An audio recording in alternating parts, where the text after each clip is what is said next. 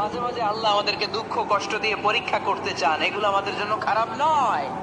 এই দুঃখ কষ্ট বিপদ আমাদের কোমরকে সোজা করে, আমাদের পায়ের মাটিকে শক্ত করে। চিল্লায় বলেন ঠিক কিনা?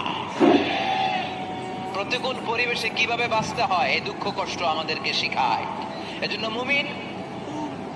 মুমিন বান্দার বৈশিষ্ট্য হচ্ছে দুঃখ কষ্ট বেদনা জ্বালা এগুলোতে সে আপসেট হয় না, সে হাল ছেড়ে দেয় না, সে ভরসা রাখে একজনের উপর। চিল্লায় বলতে হবে তিনি কে?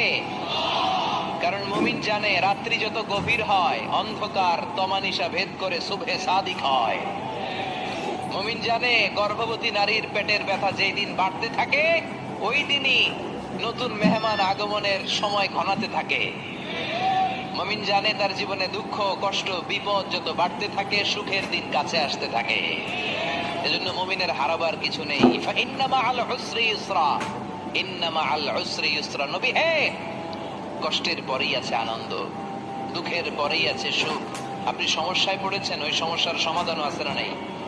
এই পৃথিবীতে এমন কোন সমস্যা আছে যেটা সমাধান নেই? কথা বলেন। সমস্যা তৈরি করেছে কে? আবার সমাধানও দিয়েছে